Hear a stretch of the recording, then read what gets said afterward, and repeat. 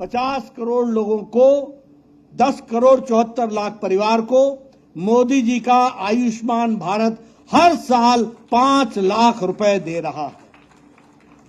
ये सारी बातें मैं क्यों आपको बोल रहा हूं?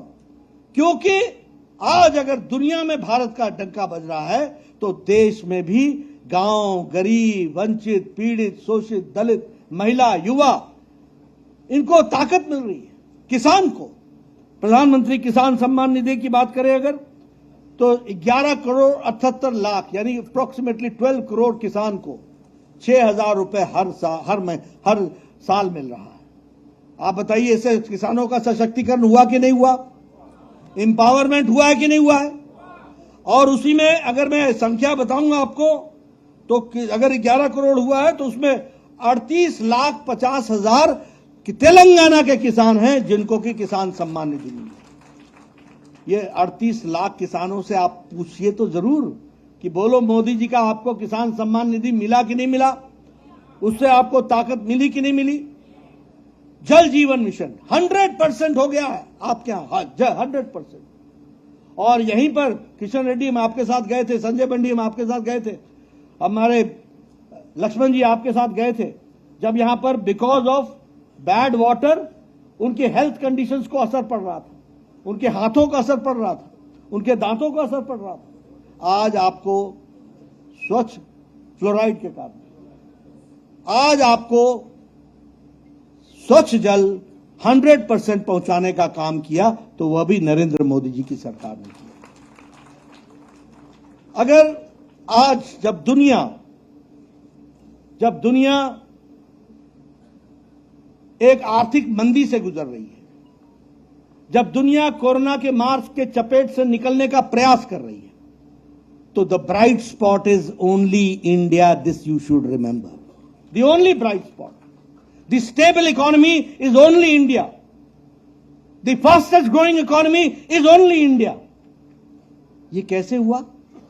ये इसलिए हुआ कि कोरोना के बाद दुनिया के देशों में फ्री बीज दिए गए और मोदी जी ने इंफ्रास्ट्रक्चर पर और अपने गांव के लोगों को मजबूती करने के लिए ताकत देने का काम किया। इसके कारण now India is from 10th to the 5th largest economy.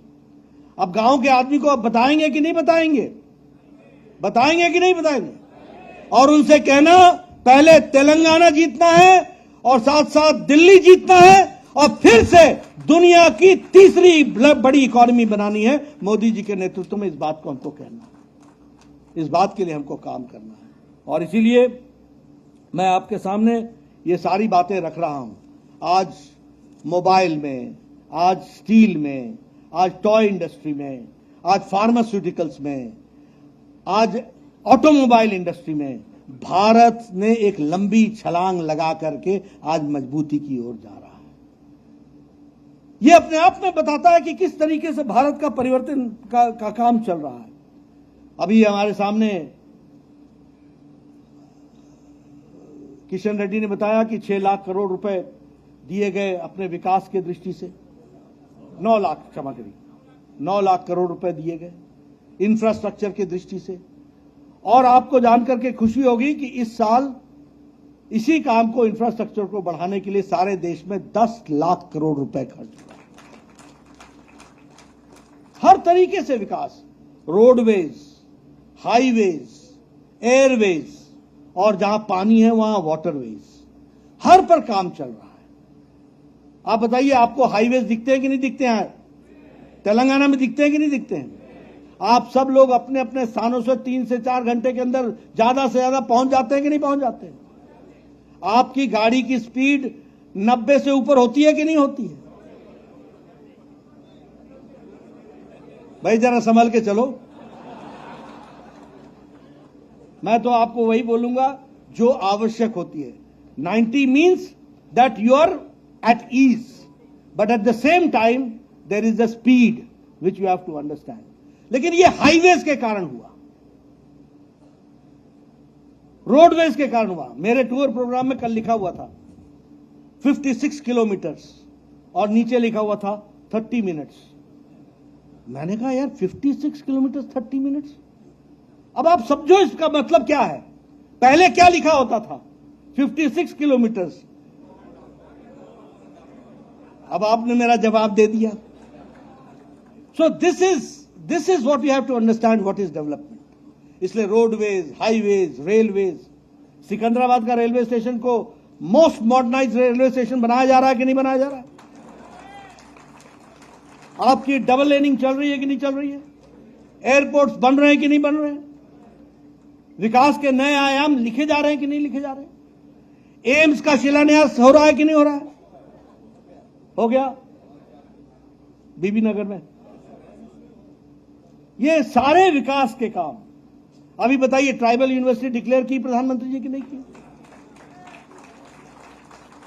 अब बताइए, प्रधानमंत्री जी ने एक दिन में 8,000 करोड़ रुपए का और दूसरे दिन 14,000 करोड़ रुपए का ऐलान किया कि नहीं किया? यह तेलंगाना को तोहफा है कि नहीं है? अब मैं आपसे एक बात पूछना चाहता हूं कि मोदी जी ने तो पैसा दे दिया, लेकिन अगर यहां बैठा केसी गड़बड़ करेगा, जो करेगा ही, तो उसको हटाना जरूरी है कि नहीं है? जरूरी है कि नहीं है? तो तुमको जमीन पर काम करके कमल खिलाना जरूरी है कि नहीं है? अगर जरूरी है तो अपने काम में जुट जाओ। मोदी जी ने पानी, पैसा और विकास के सारे का सारा तेलंगाना को दे दिया है। तुम्हारे तेलंगाना के लोटे में छेद नहीं होना चाहिए, इसकी चिंता करनी चाहिए। आपको समझना पड़ेगा विकास किस तरीके से होता है। कितना विकास हुआ? कभी 8,000 करोड़ रुपए, कभी 14,000 करोड़ रुपए। विकास पे विकास और घोषणाएं, सारी की सारी चीजों को पूरा करना। तो इस तरीके से आप बताइए, टर्मरिक बोर्ड की घोषणा हुई कि नहीं हुई? हुई कि नहीं हुई? अब ये जनता को बताना है कि नहीं बताना है? ये जनता को बताने का काम आपका है और उनको बताना है कि इससे तेलंगाना का विकास कैसे जुड़ा है। उसी तरीके से आप बताइए, नागपुर विजयवाड़ा इकोनॉमिक कॉरिडोर बन रहा है कि नहीं बन रहा है? आप बताइए, greenfield highway Warangal to Khammam और खम्मम टू विजयवाड़ा काम चल रहा है कि नहीं? ये विकास के नए काम है कि नहीं? भारतमाला परियोजना में 2,460 करोड़ रुपए खर्च हो रहा है कि नहीं हो रहा है? ये विकास रेलवे लाइन की दृष्टि से अगर देखा जाए तो 500 करोड़ रुपए खर्च हो रहा है जैकलार और अपने कृष्णा के बीच में। तो उसी तरीके से हमारे अन्य प्रोजेक्ट्स के तहत अभी ये यूनिवर्सिटी को 5 बिल्डिंग समर्पित हुई कि नहीं हुई? तो ये सारे विकास कब हो रहे हैं? ये तब हो रहे हैं जब मोदी जी ने नारा लिया है, सबका साथ, सबका विकास, सबका विश्वास, सबका प्रयास। इस बात को लेकर के आगे चलने का हम लोगों ने काम किया है। मित्रों, एक बात मैं और आपको कहना चाहूंगा। विकास के तो मैं कई विषय आपके सामने रख सकता हूं, लेकिन एक बात ध्यान रखना कि भारतीय जनता पार्टी को ही यह प्राउड प्रिविलेज है कि this is the only party which has been consistent right from its very inception. बाकियों ने रास्ते बदले, समय के अनुसार अपनी नीतियां बदली, समय को देखते हुए और समय की नजाकत को समझ करके अपने स्टैंड को बदला, लेकिन भारतीय जनता पार्टी ने जो कहा वो किया और जो नहीं कहा वो भी करके दिया। इसको भी हमको ध्यान रखना चाहिए।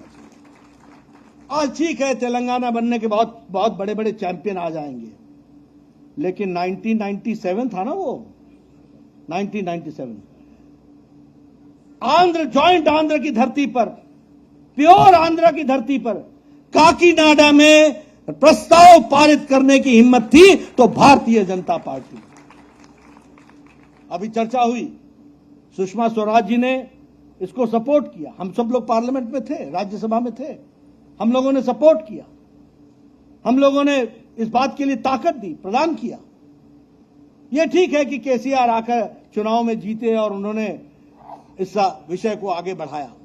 मैं यहां आपको सिर्फ केसीआर की बात नहीं करूंगा, केसीआर के साथ साथ देश का भी परिदृश्य रखना चाहूंगा। देखिए, एक बात ध्यान में रखिए, भारत राजनीतिक दृष्टि से एक विशेष राजनीतिक मुद्दे से गुजर रहा है।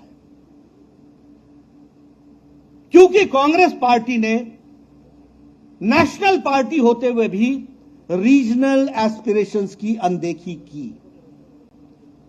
ये देखो गहराई से समझने वाला विषय है।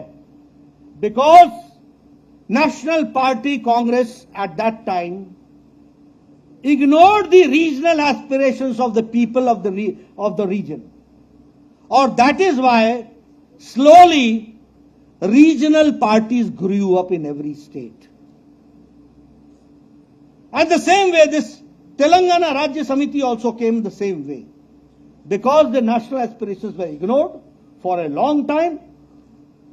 The regional aspirations में regional parties खड़ी हो गई। अब धीरे धीरे और बहुत तेजी से, धीरे धीरे लेकिन बहुत तेजी से, ये regional parties are converted into family parties. और मैं आपके सामने तस्वीर बनाना चाहता हूं। शेख अब्दुल्ला का बेटा फरूक अब्दुल्ला लड़ रहे थे जम्मू कश्मीर की लड़ाई। फरूक अब्दुल्ला का बेटा उमर अब्दुल्ला, नेशनल कॉन्फ्रेंस, मैं ऊपर से शुरू कर रहा हूं, जम्मू कश्मीर से। ये लड़ाई जम्मू कश्मीर की लड़ते थे, लेकिन अंत में it has been reduced to a family party. Mufti Mohammad, it has been reduced to a family party.